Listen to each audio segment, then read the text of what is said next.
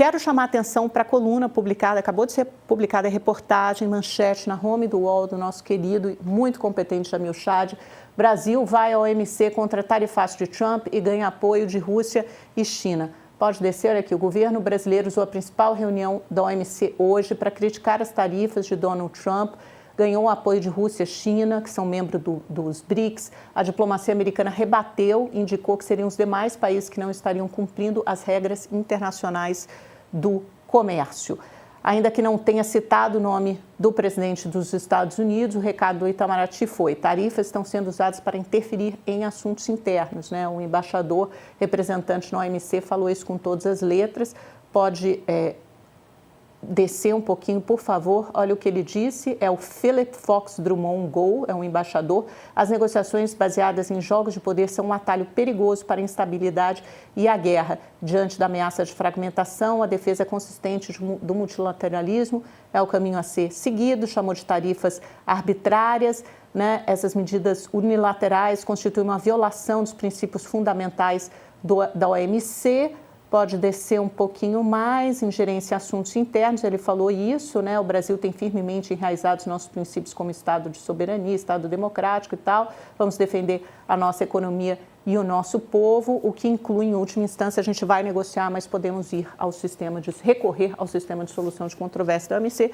O problema é que a OMC está paralisada. Isso não é de agora, isso vem desde o governo Obama, porque naquele tribunal ali que justamente resolve essas resoluções, os Estados Unidos não indicaram um representante, né? um juiz.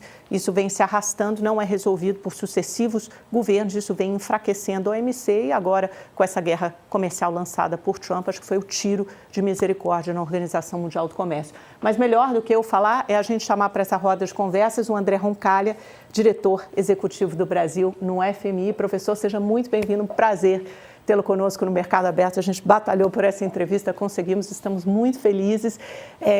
Já passo a primeira pergunta ao senhor, para o senhor comentar um pouco essa reportagem aqui do Jamil Chad, né, anunciando na OMC, o Brasil, o posicionamento do Brasil numa instituição internacional que, por mais que seja enfraquecida, mas posicionando contra o tarifaço do Trump, falando da interferência em assuntos internos e também com a possibilidade de um recurso. Bom dia, Amanda, é um prazer estar aqui com você. De fato, o Brasil já tem décadas que, se a gente voltar até o início das instituições de Bretton Woods, ali nos anos 40 do século XX, tem sido um grande defensor do multilateralismo, a ideia de um sistema internacional regido por regras, em que todos os países cooperam por meio do comércio, por meio de acordos, não por meio de conflitos. Então, essa é mais uma instância em que o Brasil vem desempenhando essa liderança mundial de defender essa organização internacional das nações de uma maneira cooperativa e pacífica, mas, como você bem apontou, a Organização Mundial do Comércio vem passando por um processo de esvaziamento da parte, inclusive, da maior economia do planeta, né, que é os Estados Unidos. Mas o Brasil, obviamente, vai tentar usar de todos os mecanismos possíveis de intermediação e de cooperação internacional, inclusive de apoio da comunidade internacional, agora em face dessa agressão econômica não provocada e que tem motivações que não dizem nada a respeito de aspectos econômicos, uma vez que o Brasil tem um déficit comercial com os Estados Unidos e, pelas palavras do próprio presidente Trump, a ideia das tarifas era reequilibrar a balança comercial bilateralmente, né, entre os Estados Unidos e as nações. Como o Brasil tem déficit com os Estados Unidos, nós não seríamos em si um candidato a tarifas. Então a gente recebeu aquela tarifa de 10%, né, no dia 2 de abril, e recentemente, por fatores não econômicos, essa tarifa foi elevada para 50% para ser iniciada agora em 1º de agosto. Professor, o senhor fica em Washington, imagino que é apenas algumas quadras da Casa Branca, então pode falar com muita propriedade sobre essa guerra comercial lançada por Trump contra o resto do mundo. Eu acho que a impressão que o senhor tem daí e a visão que começa a sedimentar, a se consolidar no Brasil, infelizmente, o pior cenário possível, que é a entrada em vigor, a partir de 1º de agosto, dessa tarifa de 50%. Parece que a solução para esse problema simplesmente não caminhou. Primeiro, porque o tempo era exíguo, e segundo, porque não existem os canais diplomáticos, eles não estão postos, neste momento, os canais de interlocução adequados com o acesso privilegiado à Casa Branca. Que opções estão na mesa para o Brasil, na sua visão? Amanda, é verdade que o Brasil tem tido pouco sucesso na resposta das autoridades americanas, mas os canais existem. Acho que é importante a gente frisar isso. Eu vou remodelar a tua fala dizendo assim, os canais existem, mas a gente não percebe uma disposição por parte da Casa Branca até esse momento. Obviamente, a esperança é que isso mude, em receber os representantes brasileiros para uma negociação. E isso está muito associado, evidentemente, à natureza que é potencialmente não econômica dessa ação, e algo que eu venho falando desde o dia 2 de abril, Amanda. O problema desse redesenho do sistema global que o governo Trump está fazendo é um problema de escassez de recursos. Eles têm apenas um presidente, um secretário do Tesouro para falar com mais de 190 nações, que certamente teriam interesse em negociar. Mas a equipe, evidentemente, como a decisão muito centralizada no presidente, fica muito difícil para as nações conseguirem negociar, eles têm que priorizar e os países ficam tentando entrar na fila. E isso, obviamente, está longe de ser uma opção ótima. E aí, nesse sentido, se a motivação for não econômica, vai ser muito difícil conseguir algo de uma maneira mais horizontal, ou seja, afetando todos os setores da economia. O que eu prevejo é o típico pragmatismo da gestão Trump de garantir, por exemplo, primeiro, exigir que não haja uma retaliação da parte do Brasil, né, ou seja, impondo tarifas, e a segunda, identificar setores que podem não receber essa tarifa aumentada pelos seus impactos potenciais sobre os consumidores americanos, como na área de suco de laranja, café, né, a gente tem outros, principalmente proteína animal. O Brasil aqui tem essa fama de ser um grande produtor de carne, não apenas fama, né, evidentemente, mas é muito reconhecido nesse sentido. Então eu vejo a negociação um pouco por esse caminho. Eu acho que ela deve ser tentada de qualquer maneira dentro da tradição diplomática que o Brasil tem. O Itamaraty sempre carregou de negociar sempre até o último momento, até a última instância possível. O senhor tem toda a razão, o canal está apenas interditado, mas obviamente ele existe, até porque são 200 anos de relação bilateral, e o próprio MDIC e Itamaraty tiveram mais de 10 reuniões, antes desse tarifaço 50%, tiveram mais de 10 reuniões com representantes do USTR, que é o departamento responsável, representante de comércio nos Estados Unidos, Jameson Greer, e também com o secretário de comércio, Howard Lutnick, mas depois, de alguma forma, isso foi fechada quando subiu para o presidente Donald Trump, tomou uma proporção totalmente política e ideológica, e talvez o canal diplomático e racional dessa negociação tenha sido fechado, interditado momentaneamente. Agora, na sua visão, professor, se o Brasil retaliar, porque essa é uma das alternativas sobre a mesa, até com gente que a gente tem conversado em vários setores do governo, de retaliação, seja por quebra de patentes de medicamentos não tarifárias, né, retaliações não tarifárias, seja por cobrança de taxas de audiovisual ou taxação das big techs. No seu conhecimento do comportamento de Donald Trump, isso vai piorar a situação para o Brasil? Pode redundar numa retaliação ainda maior do governo americano? Tudo vai depender de quanta energia o governo Trump vai gastar com o Brasil.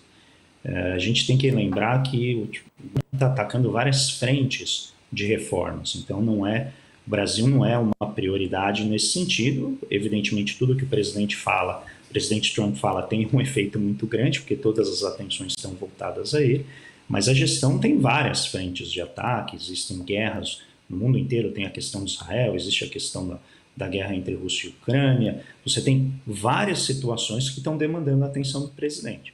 Então, se ele dedicar, de fato, muita atenção ao Brasil, eu acho que uma retaliação, ainda que desproporcionalmente baixa, ou seja, não atinge o grau de proporcionalidade ao que o Brasil está recebendo, mas se isso gerar um sentimento muito negativo na parte da gestão Trump, é possível que piore. Mas eu, novamente, Amanda, eu ainda creio que há possibilidade de, né, as cabeças frias prevalecerem aqui, chegar a uma negociação razoável. O Brasil, como você mencionou, é um parceiro confiável, é um parceiro de séculos dos Estados Unidos. A gente sempre contribuiu com a prosperidade americana, ainda que, na minha visão, né, de uma maneira desigual, ou seja, oferecendo produtos de baixo conteúdo agregado e comprando deles produtos de alto conteúdo agregado, ainda que nossas exportações para os Estados Unidos sejam até relativamente elaboradas, mas eu acho que essa agressão que o governo Trump faz ao governo brasileiro, na verdade a toda a nação brasileira, pode ser amenizada, eu acho. E pelo que eu estou assistindo aqui, existem, evidentemente, pessoas na Casa Branca que têm o interesse de chegar a um entendimento. Agora, a questão é saber se o presidente Trump, que está concentrando o poder nessa situação, se ele vai conseguir, né, atender a comitiva brasileira, exatamente aos nossos embaixadores, a todo mundo que vier estender essa possibilidade de acordo. Mas é evidente, acho que ninguém tem a ganhar com o agravamento dessas relações que agora estão muito negativas, e inclusive eu gosto de sugerir aqui que o consumidor americano tem muito a perder se o governo brasileiro não conseguir acessar esse canal que você bem mencionou de negociação com a Casa Branca. Eu acho que o Brasil exporta produtos importantes para os Estados Unidos e que estão muito associados já à cultura americana, como é o café, o suco de laranja, a carne. Então, tem vários outros, a Embraer, que produz aviões, né, é uma porcentagem razoável dos voos que saem dos grandes aeroportos americanos que usam aviões da Embraer. Então, novamente, acho que há um caminho aqui de diplomacia, eu acho que há um caminho para negociação, mas o Brasil, evidentemente, deve defender a sua soberania, um país autodeterminado que segue as regras da OMC, que está na Assembleia Geral das Nações Unidas, é um país muito respeitado, e a gente merece o respeito, evidentemente, como qualquer outra nação do mundo, sem ser agredido, sem ser chantageado por quaisquer meios que outras nações possam vir a ter. Eu imagino que, obviamente, tem uma importância o Brasil para os Estados Unidos, não sei qual a ordem dessa importância, porque, afinal de contas, Trump está esticando a corda com parceiros muito mais importantes, como o Canadá, a União Europeia, México, etc., e vem fechando acordos com outros, né, anunciados ontem, mas qual seria a melhor maneira de chegar a essa negociação? Se o Brasil retaliar, pode despertar a fúria ainda maior de Trump. Mas te coloco outra pergunta, também deixo essa no ar, te coloco outra pergunta, professor, que é sobre essa revisão da estimativa de crescimento do FMI para o Brasil, que foi de 2% para 2,3%. Vocês julgaram esse relatório na semana passada. Se isso permanece, caso o tarifaço entre em vigor, qual efeito que isso pode ter na economia, qual o grau de preocupação? E aí não só do aspecto econômico, mas acho que do aspecto geopolítico, né? Porque isso não se restringe só a uma perda para a economia, é uma perda, tem milhões de perdas secundárias que podem se desdobrar, né? Certamente, Amanda. Eu acho que a previsão do FMI ela foi feita até o final de junho ali. Então, ela não incorporou esse anúncio, que vai, evidentemente, se for implementado apenas no dia 1º de agosto. E a boa notícia é que vai ter algum efeito. Eu acho que para 2025 o efeito é limitado, porque vai pegar apenas a última terça parte do ano, ali, né, a partir de agosto até dezembro. Então, as nossas estimativas aqui é que eu não falo pela diretoria executiva, estou falando apenas pelo escritório que eu represento. Nossa estimativa é que seja na casa dos decimais, tá? Então não vai ser nada grande para esse ano, mas para o ano que vem, a depender da capacidade de redistribuição, reorganização do comércio exterior brasileiro, aí sim a gente pode ter um impacto um pouco maior, possivelmente. Eu acho que ainda vai ser na casa dos decimais, com base nas informações que a gente tem, de novo, né, tem muita incerteza ainda nisso, mas também é um efeito limitado. Então, esse ano deve ficar algo em torno de 0,1, 0,2 pontos percentuais, se tiver esse efeito, e para o ano que vem, possivelmente ali na casa do 0,3, 0,4 pontos percentuais em termos de crescimento, tá? Mas, novamente, isso numa condição de tudo mais constante, em que a gente simplesmente perca esse acesso ao mercado americano e não consiga redistribuir essa produção para outros países. Um outro efeito das nossas estimativas é que é possível que haja algum efeito positivo sobre a inflação. Como a gente já tem uma paralisação de exportações de alguns setores pela incerteza vigente, é possível que haja alguma pressão desinflacionária nesses setores aqui dentro da economia. Mas, repito, isso tudo ainda é muito incerto, porque a gente precisa saber exatamente qual medida vai ser tomada para poder fazer esses cálculos adequadamente. Professor, só temos um minutinho muito rápido. Eu quero a sua visão. A gente começou esse programa falando da parte fiscal, que acho que continua sendo o principal problema da economia brasileira. Esse, sim, pode afetar. O governo vai conseguir cumprir a meta esse ano, a meta ano que vem é mais incerta, mas sempre se apoiando em receitas extraordinárias e não em receitas recorrentes. Como é que o FMI enxerga isso, a estrutura fiscal, a política fiscal do Brasil, a sustentabilidade das contas públicas? Muito rápido.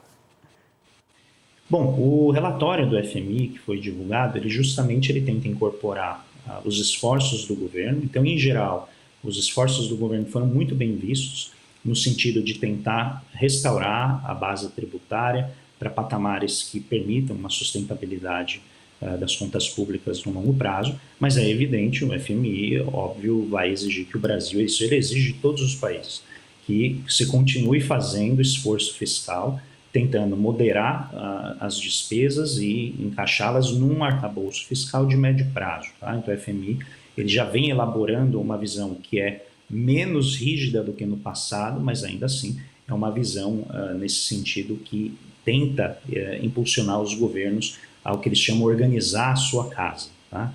Essa tem sido a mensagem, o slogan da diretora-gerente, a Kristalina Georgieva, nesse ano, de que os países têm que organizar a sua casa para poder receber esses choques externos que estão sendo produzidos no plano internacional.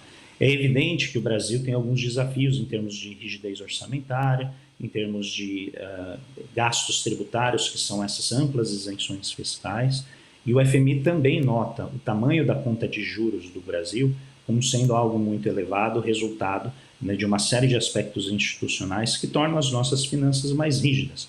E aí, nesse sentido, se produz um prêmio de risco, coloca as nossas taxas de juros mais altas, dificulta para o Banco Central reduzir as taxas de juros, isso tudo dentro da visão do FMI, e é evidente, então, que a recomendação dos técnicos do FMI é que o governo tente encontrar um espaço intermediário que produza um ajuste fiscal tanto do lado da receita quanto do lado da despesa. Mas, repito, o FMI vê com bons olhos o esforço do governo, entende que o governo está comprometido, está lutando para bater as metas e realmente encoraja, né, a sustentação dessa iniciativa.